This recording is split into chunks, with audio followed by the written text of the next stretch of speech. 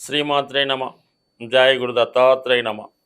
ఈ వీడియోలో మనం వృషభ రాశి వారికి జనవరి 1వ తారీఖు నుంచి మార్చి 31 మధ్యలో జరగబోయే త్రైమాసిక ఫలితాలు తెలుసుకునే ప్రయత్నం చేద్దాం.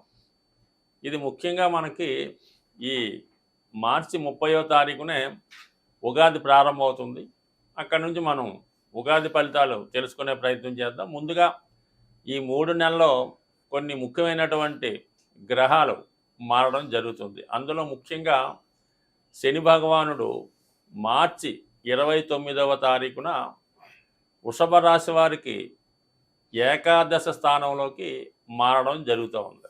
అంటే అప్పటిదాకా దశమ స్థానంలో సంచరిస్తాడు కాబట్టి మరి ఈ జాతకులకి మీరు ఖచ్చితంగా ఈ ఉగాది వరకు ఎదురు చూస్తే ఉగాది నుంచి మీకు శని అనుకూల స్థితి అయినటువంటి 11వ స్థానంలోకి రావడం జరుగుతుంది. అక్కడ నుంచి సుమారుగా మీకు 2.5 సంవత్సరాల పాటు మరి మిగతా గ్రహాల అనుకూలతను బట్టి చాలా వరకు మీకు వృత్తి ఉద్యోగ వ్యవహారాల్లో చాలా వరకు సంపూర్ణమైనటువంటి ప్రోత్సాహాన్ని ఇవ్వడం జరుగుతూ ఉంటుంది. అది మీరు ఎంత కష్టపడితే దానికి అంత ప్రతిఫలాన్ని మీరు ఆ సమయంలో పొందగలుగుతుంటారు. సుమారుగా ప్రతి 30 సంవత్సరాలకి ఒకసారి ఈ శని భగవానుడు మీకు 11వ స్థానంలోకి రావడం జరుగుతూ ఉంటుంది. అది సుమారుగా అక్కడ 2.5 సంవత్సరాలు ఉండడం వల్ల 27 సంవత్సరాల తర్వాత ప్రవేశించి 2.5 సంవత్సరాలు ఉండడం జరుగుతుంది. మరి ప్రస్తుతం దశమ స్థానంలోనే మనకి శనిగ్రహ సంచారం జరుగుతుంది. అది చాలా వరకు వృత్తి సంబంధించిన విషయాల్లో చాలా కష్టపడితే తప్ప ఫలితాన్ని ఇవ్వడం అన్నది సాధారణకు జరగదు. అలాగే వృత్తిలో మీకు గత కొంతకాలంగా ఎటువంటి ప్రమోషన్లు కానీ రాకపోవడం కానీ కష్టానికి తగ్గ ప్రతిఫలం లేకపోవడం కూడా జరుగుతూ ఉంటుంది. బట్ ఏదైనా దశమ స్థానంలో ఉన్నటువంటి శని భగవానుడు 12వ స్థానాన్ని 3వ దృష్టితో వీక్షించడం వలన జాతకుడికి ఏంటంటే కొన్ని అనవసరమైనటువంటి ఖర్చులు, కొన్ని అక్కర్లేని వ్యవహారాల్లో తలదూర్చడం వల్ల నష్టపోవడం జరుగుతూ ఉంటుంది. ఏదైనా దీర్ఘకాలిక పెట్టుబడులు పెట్టినా, స్థిరాస్తికి సంబంధించిన వాటి విషయంలో ఎవరికైనా రుణాలు ఇచ్చినా, కలిసి వ్యాపారం చేసినా నష్టపోవడం జరుగుతుంది. జాతకుడు సొంత ప్రాంతంలో పెద్దగా అభివృద్ధి లేకపోవడం వల్ల వేరే రాష్ట్రానికి కానీ వేరే ప్రాంతానికి కానీ అక్కడ వెళ్ళి అక్కడ జీవనోపాధి కొరకు ప్రయత్నించినప్పటికీ కూడా సరైనటువంటి అవకాశాలు లేకపోవడం, అలాగే అక్కడ వచ్చినటువంటి ఆదాయానికి ఖర్చులకి అవగాహన లేకపోవడం వల్ల చాలా వరకు జాతకుడు ఇబ్బంది పడటం జరుగుతూ ఉంటుంది. అంటే ఎవరైతే ముఖ్యంగా విదేశాల్లో పనిచేస్తూ చదువుకోవడానికి వెళ్ళినటువంటి విద్యార్థులు కానీ, ఉద్యోగ నిమిత్తం వెళ్ళినటువంటి నిరుద్యోగులు కానీ అక్కడ సరైనటువంటి అవకాశాలు లేకపోవడం వల్ల తిరిగి స్వదేశం వద్దామనే ప్రయత్నంలో చాలామంది ఉండడం జరుగుతూ ఉంటుంది.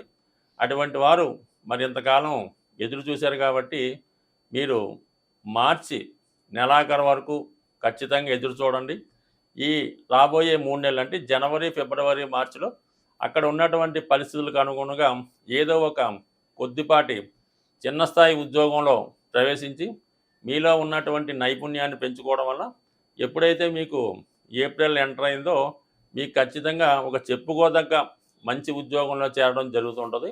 అది కూడా మీరు కొంతమంది ఏంటంటే వృషభ రాశి వారు అక్కడ ఉన్నవాళ్ళు ఏదో ఒక ఉద్యోగాన్ని టార్గెట్ పెట్టుకొని అదే ఉద్యోగం కోసం ఎదురు చూస్తూ వచ్చిన అవకాశాలని వదులుకోవడం జరుగుతుంది. అది విదేశంలో ఉన్నటువంటి విద్యార్థులు, నిరుద్యోగులే కాకుండా ఇక్కడ ఉన్నటువంటి కొంతమంది కూడా వారు ఏదో ఒక అదే ఉద్యోగం కొరకు ఎదురు చూస్తూ పోగొట్టుకోవడం జరుగుతుంది. కాబట్టి ఎప్పుడైతే మీరు ఇప్పుడు ఈ టైంలో చిన్న స్థాయి ఉద్యోగంలో, సబార్డినేట్ ఉద్యోగంలో, అసిస్టెంట్ స్థాయి ఉద్యోగంలో ఉంటారో వాళ్ళకి మాత్రం మరి ఏప్రిల్ 1వ తారీఖు నుంచి ఖచ్చితమైనటువంటి అర్హత కలిగినటువంటి ఉద్యోగం రావడం జరుగుతూ ఉంటుంది. ఆల్రెడీ ఉద్యోగంలో ఉన్న వాళ్ళకి ప్రమోషన్ లాంటిది కూడా రావడం జరుగుతూ ఉంటుంది. ఇప్పుడు కూడా ఈ వృషభ రాశి వారికి భాగ్య రాజ్యాధిపతులు శని భగవాన్ రావడం వల్ల వీరు కష్టపడుతుంటేనే అభివృద్ధి వస్తుంది తప్ప ఏమాత్రం రిలాక్స్ అయ్యి మధ్యలో రెస్ట్ తీసుకొని మరి కొంతమంది ఏంటంటే చదువు పూర్తయిన తర్వాత ఒక సంవత్సరం దేశ సంచారం చేసి హ్యాపీగా ఇంట్లో ఉందాం తర్వాత ఉద్యోగం చేద్దాం అనుకుంటూ ఉంటారు.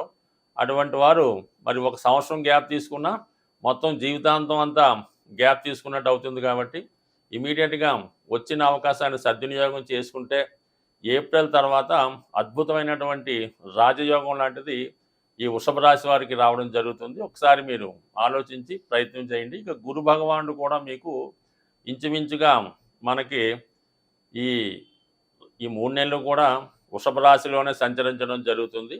అయితే ఇప్పుడు వక్ర గమనంలో ఉన్నటువంటి గురువు ఫిబ్రవరి 4 తర్వాత రుజు మార్గంలోకి రావడం జరుగుతూ ఉంటుంది. ఇప్పుడు వక్ర గమనంలో ఉన్నటువంటి గురు భగవానుడు మీకు 12వ స్థానంలో ఉన్నటువంటి ఫలితాలు కూడా ఇవ్వడం వల్ల మీరు చాలా వరకు కొన్ని అదనపు బాధ్యతలు మీ మీద వేసుకోవడం జరుగుతూ ఉంటుంది. అంటే ఎవరినైనా చదివించడం, ఎవరికో ఆర్థిక సహాయం చేయడం, కొంతవరకు శని దృష్టి కూడా వ్యయం మీద ఉండడం వల్ల ఏదన్నా వ్యసనాలకో ఏదన్నా అక్కర్లేని వారికి అపాత్ర దానం చేయడం లాంటిది కూడా జరగవచ్చు.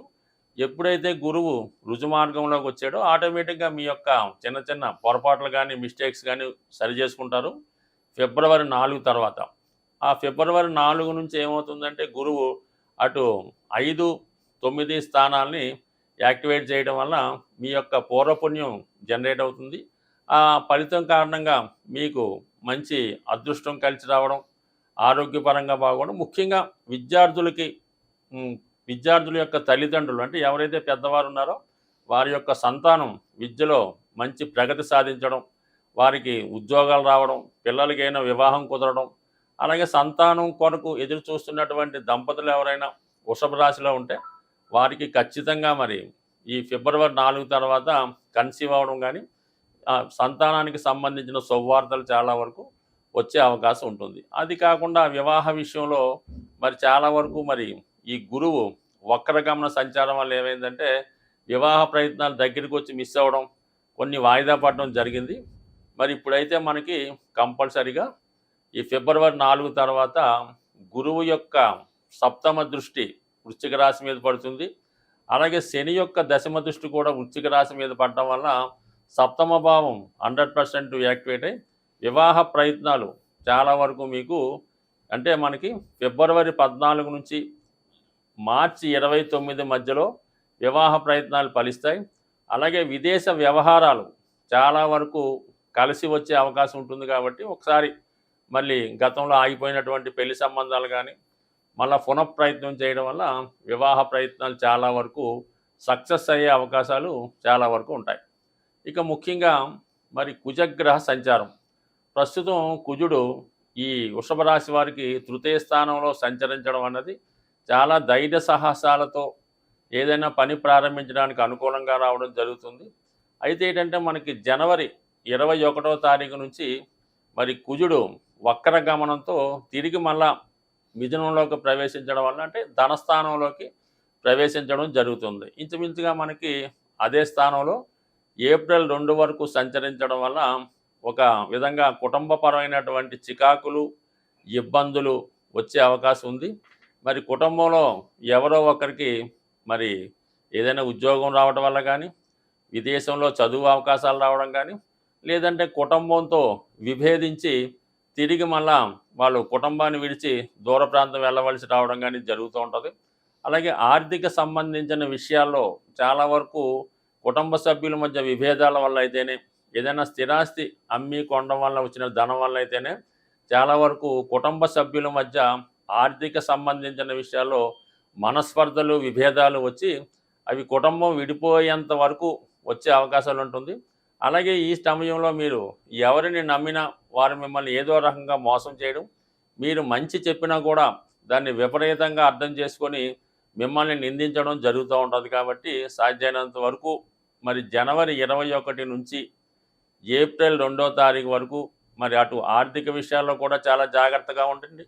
ఎవరికైనా మంచి చెప్పే విషయంలో కానీ మాట ఇచ్చే విషయంలో కూడా చాలా వరకు మరి ఒక సామరస్య ధోరణిలో సావకాశంగా నెమ్మదిగా చెప్పాలి తప్ప అథారిటీగానో గట్టిగానో చెప్పడం వల్ల అది కుటుంబం స్ప్లిట్ అయ్యే వరకు వస్తుంది. అలాగే మంచి సంబంధాలు చెడిపోయే అవకాశం ఉంది.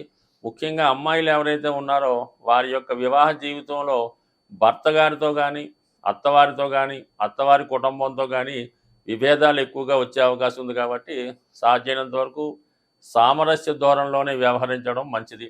అలాగే ఏంటంటే ఏదన్నా కొత్త వ్యవహారాలు స్టార్ట్ చేయనప్పుడు జాగ్రత్త వహించండి.